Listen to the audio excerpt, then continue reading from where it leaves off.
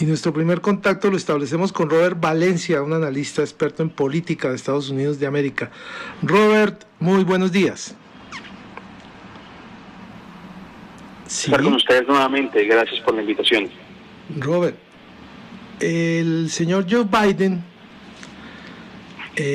fijó 3 prioridades en política exterior para que Estados Unidos recupere el liderazgo internacional. Y dijo que la diplomacia está en el centro de la política exterior y de esa manera resumió la línea que va a seguir su gobierno en las relaciones de Estados Unidos con el mundo. ¿Cómo mirar y qué tanto se está dando esto cuando además apareció un gazapo? Parece que se le soltó en algún momento al señor Biden el hecho de calificar de asesino a Putin. ¿Eso marca un momento y distorsiona un poco la política exterior de los Estados Unidos? Bueno, obviamente lo que hemos visto, por lo menos hasta la fecha, es una completa, demarcación de lo que vivimos hace unos 4 años. Yo creo que lo que vimos, por ejemplo, durante la administración de Donald Trump, básicamente era una postura casi servil frente al tema ruso. Realmente lo que vimos, por ejemplo, en el reporte del New York Times, cuando se hablaba de que Rusia había puesto un precio sobre la cabeza de soldados americanos en Afganistán y que Donald Trump no había hecho mucho al respecto, simplemente había descartado ese reportaje, pues eso muestra que hay un completo cambio, un cambio de 180 grados frente al tema de Rusia. Pero yo creo que la postura en cuanto a política exterior en Estados Unidos es como la típica zanahoria y el garrote, ¿no? Obviamente puso en advertencia a Rusia de que lo que había realizado hace 4 años no lo va a poder hacer ahora, es decir, en el tema de la injerencia rusa durante las elecciones del 2016, el hecho de que había estado coludido con la campaña de Donald Trump, y ahora entramos en una nueva etapa en donde el presidente Joe Biden abiertamente ha criticado la injerencia de Rusia durante las elecciones, dijo que esta vez no lo iba a permitir, y aún así se comprometió tanto Vladimir Putin como Joe Biden en firmar este tratado que se llama el Tratado START, que es el de desmantelar los armamentos nucleares en los próximos 5 años. Entonces ahí es cuando yo me refiero a la clásica política estadounidense del garrote y de la zanahoria, mientras que hace una advertencia de la injerencia rusa en los temas internos de Estados Unidos, también se firma un compromiso para desescalar, ¿no?, esta construcción o esta creación de armas nucleares de ambos países. Ambos países pues obviamente son potencias nucleares, así que es la diplomacia, pero a la misma vez el de dejar por sentado una situación o dejar por sentado que las cosas como estaban funcionando hace 4 años, pues ya no va a ser lo mismo en los años que vienen o los años que restan de administración actual. Robert, usted está con sede en los Estados Unidos de América. Le queríamos preguntar un detalle que puede marcar todo el gobierno y toda la situación, además de la relación con los ciudadanos, y es el hecho de mirar esa polarización existente, pues obviamente durante toda la campaña y después del 20 de enero, el día de la posesión. ¿Cómo están los Estados Unidos en este momento respecto a la relación de sus ciudadanos con el presidente? Bueno, en términos generales ha habido una aprobación de la gestión de Joe Biden, y todo ha sido gracias principalmente al tema que más aqueja a los estadounidenses, que es el tema del coronavirus, por supuesto. Yo creo que desde el momento en que el presidente se comprometió a distribuir 150 millones de vacunas desde los primeros 100 días de su administración, y que incluso no voy a decir redoblar la apuesta, pero sí ha incrementado incluso su número, porque lo que hizo el presidente fue el de no prometer mucho, pero sí entregar bastante. Es decir, él no iba a prometer incluso, digamos, él se fijó una meta, dijo 100 millones de vacunas, y muchos pensaron que eso iba a ser una meta imposible de alcanzar, dado precisamente los antecedentes que tuvimos con el presidente Donald Trump, que él, aunque sí se le tiene que dar el crédito de que impulsó la creación de la vacuna, pero no compró las suficientes vacunas para ser administradas al final del año pasado. Entonces, Ahora, con este nuevo presidente, se redobló esa apuesta y ahora estamos viendo que incluso la mayoría de los estados, a partir de este mes, los estadounidenses mayores de 18 años en adelante pueden aplicarse la vacuna, algo que hubiera sido impensable hace hace unos meses atrás. Entonces yo creo que en ese aspecto ha mejorado mucho la gestión, o por lo menos la popularidad del presidente Joe Biden, pero hay un punto que me llama la atención y es hablar de la polarización en términos generales, y sí, hay obviamente una división profunda, lo que llaman aquí en Estados Unidos la guerra de las culturas, pero hay que verlo dentro de ciertos grupos étnicos y raciales en Estados Unidos. La verdadera polarización ocurre dentro de la mayoría en este país, que es la mayoría blanca, porque si vemos las votaciones del 2020, básicamente estuvo dividida la votación entre blancos, entre ellos, por ejemplo, las personas que viven en los suburbios y en las ciudades votaron en su mayoría por Biden, mientras que las personas que viven en el campo, que son de estados que se consideran estados rojos o republicanos, pues obviamente votaron por Donald Trump. Y si usted se fija en ese grupo demográfico, ahí sí hubo una gran división. Mientras tanto, los grupos minoritarios que se conocen aquí en Estados Unidos, estoy hablando de los afroamericanos, de los hispanos, incluso de los nativoamericanos y los asiáticos, una gran mayoría de ellos votaron por Joe Biden.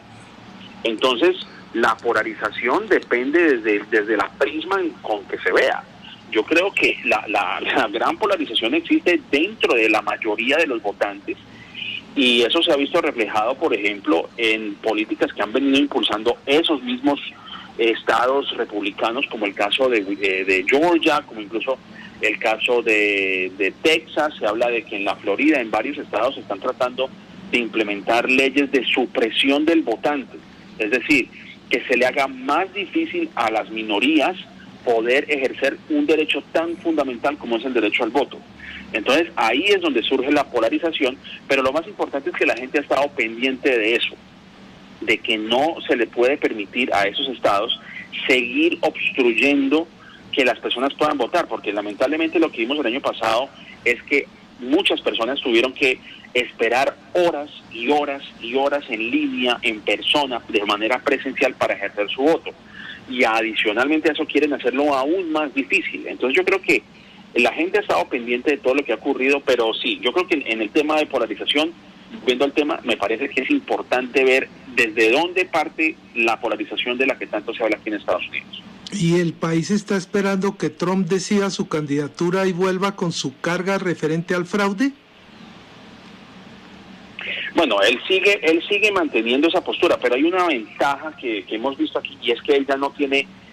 su púlpito favorito, que era Twitter. Es decir, ya él no tiene ese megáfono como lo tenía anteriormente, que fue precisamente lo que le dio el impulso a esa candidatura y a su presencia. Y los medios de comunicación también han sido un poco cuidadosos a la manera de volver a caer en ese mismo error, porque yo creo que lo que hicieron los medios de comunicación es no tomarlo en serio, es decir, en el sentido de que, bueno, sí, él hablaba y él es una persona del entretenimiento, es un showman, como le dicen en inglés. Entonces, obviamente sí, él va a procurar lanzarse a la candidatura nuevamente, pero obviamente estaríamos hablando, no sé, en 3 años que pueda llegar a ocurrir, porque todavía es muy temprano hablar de candidatura del 2024, tampoco sabremos cómo va a estar el estado anímico del presidente Joe Biden, que incluso en una rueda de prensa reciente había dicho que él pretendía lanzarse nuevamente para el 2024. Pero obviamente la gente podría esperar una nueva candidatura de Donald Trump, aunque incluso se había dicho en una encuesta reciente que los conservadores y particularmente los republicanos quisieran ver otros candidatos, no solamente Donald Trump. Entonces, además de Donald Trump, podríamos ver candidaturas como la de Ted Cruz, podríamos ver candidaturas como la de Marco Rubio, como la del senador Josh Hawley, que es una de las figuras renacientes dentro del Partido Republicano. Es decir, quieren ampliar la apuesta y ampliar sus cartas de candidatos de aquí al 2024. O sea que muchas cosas pueden pasar, pero yo creo que la gente ha entendido que la figura de Donald Trump cada vez va desapareciendo a medida que va pasando los tiempos. Obviamente él todavía tiene plataformas donde se le permite hablar, como es el caso de Fox News, y sigue con su retórica de que se le robaron las elecciones cuando sabemos que eso no es cierto. Y por eso mismo yo creo que los medios han guardado sumo cuidado en darle esa plataforma, porque lamentablemente a lo que se dedica Donald Trump es a mentir. Esa es la verdad. Sí. ¿No está caído Marco Rubio por esas vacaciones que se tomó con la familia? Ese fue Ted Cruz, el que se tomó las vacaciones en Cancún. Sí, señor. Sí, él fue el que básicamente, obviamente eso lo dejó muy mal parado. Bueno, yo creo que la imagen de Ted Cruz ha estado deteriorada de una manera impresionante desde el momento en que él básicamente continuó con ahondó aún más esa retórica, atizó esa división que existe, hablando precisamente de divisiones, el de infundar esa mentira de que hubo fraude y llevó precisamente a lo que vimos el 6 de enero, que fue la toma del Capitolio. Pero Ted Cruz sigue siendo una figura importante para los republicanos y probablemente veamos que se lance, pero obviamente yo creo que lo que vimos en los pasados meses, no solamente con su postura frente a las elecciones, llamando supuestamente a un fraude, pero el hecho de que él se haya ido a México, mientras que Texas ha tenido una crisis energética que no se había visto en años y que dejó, digamos, muchos damnificados y personas que fallecieron por culpa de esta helada el pasado invierno, pues yo creo que eso se lo van a recalcar en caso de que él pretenda lanzarse a la candidatura presidencial en el 2024. ¿Será que le hace mucha falta a Donald Trump sus 33 millones de seguidores a través de Twitter y no poder usar esa voz y esa ventana para estar promulgando sus ideas? Es posible que le haga mucha falta, y de hecho hace poco salió un reportaje en el New York Times en donde él tuvo que devolver más de 130 millones de dólares en una supuesta campaña que simplemente, digamos, él timó. Y es que eso es algo que a mí me impresiona. Donald Trump es una persona que sabe timar a las personas. La ley, por ley, tuvo que devolver parte de ese dinero porque hubo malversaciones en su campaña política. Utilizó sus campañas para fines personales. Y aún así un juez encontró que él tenía que devolver ese dinero, que eso ha sido una costumbre a lo largo de su vida. No solamente en el tema en el tema de la política, en el plano político, sino también incluso cuando fue magnate de la inmobiliaria en Nueva York y todos los entramados que había hecho para hacerse a terrenos aquí en la ciudad de Nueva York, el hecho de que tuvo que también recompensar o digamos remunerar a las personas que se vieron engañadas por su famosa Universidad Trump, incluso hasta una venta de bistecs, de estos trozos de carne que él vendía, que también ese negocio se cayó. En fin, obviamente él es una persona que sigue timando a la gente y obviamente le hace falta esa plataforma, porque cualquier cosa que él dice, y aún así cualquier cosa que él dice sigue siendo amplificada en Twitter. Porque yo creo que aquí hay una cosa que yo tengo que confesarlo, y yo creo que es un comentario bastante fuerte, pero esa es la verdad. Muchos medios de comunicación extrañan a Donald Trump. Es un mal necesario para la prensa en Estados Unidos. Incluso un famoso reportero, Jim Acosta, de CNN,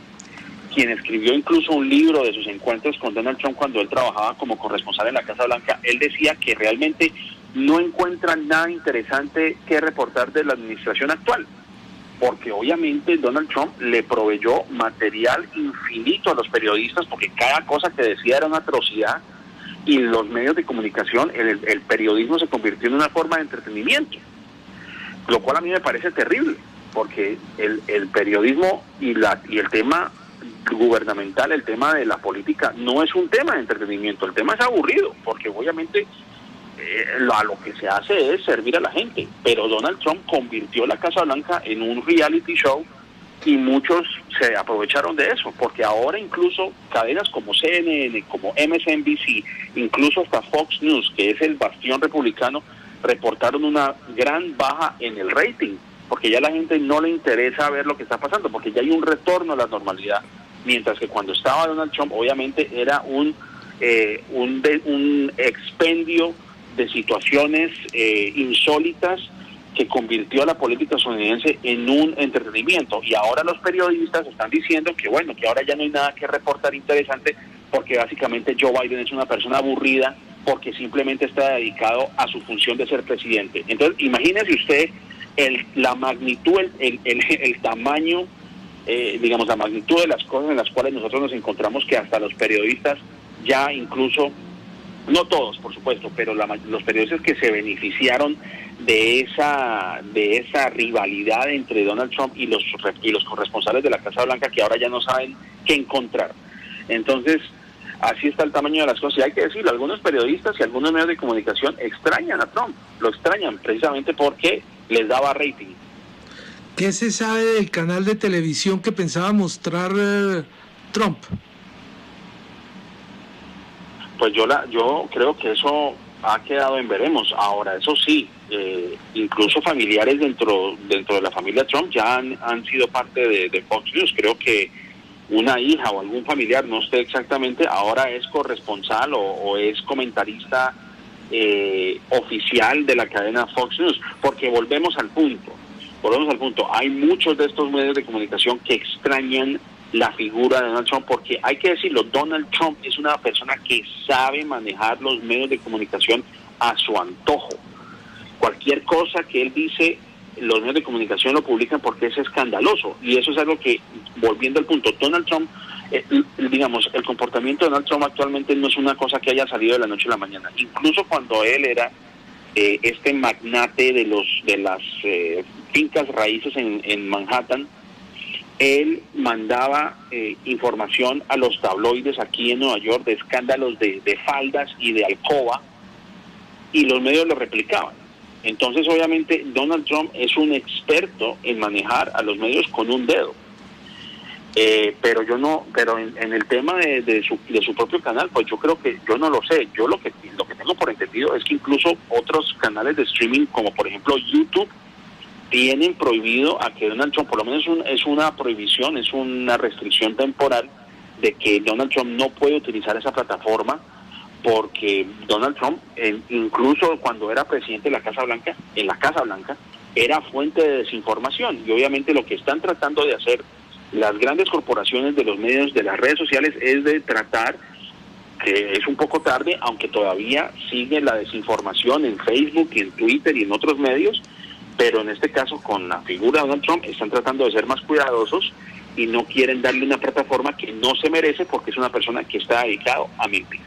¿Y las investigaciones fiscales contra Trump cómo van? Su pago de impuestos, por ejemplo. Pues yo creo que eso todavía sigue en curso. Por lo menos aquí en Manhattan se le ha abierto un caso precisamente para analizar digamos, algunas malversaciones y algunos préstamos que realmente él utilizó, que él hizo o que pidió utilizando algún tipo de, como se dice, trámite por debajo de la mesa, y eso es lo que está tratando de analizar por lo menos aquí el fiscal del distrito de Manhattan. Todavía se habla la posibilidad, no sabemos todavía en qué va ese proceso, de que un juez en el distrito de Columbia le abra un proceso, precisamente porque todavía Donald Trump no está, digamos, zafado de la responsabilidad de su, digamos, de su responsabilidad o de su rol de lo que ocurrió el 6 de enero. Todavía no se ha escuchado, no se ha hecho un pronunciamiento oficial, así que todo eso está en veremos por ahora. Robert Valencia, analista experto en política de Estados Unidos de América, muchas gracias por estar en las emisoras de Radio UNAL. A ustedes por la invitación, siempre es un placer hablar con ustedes. Muchas gracias.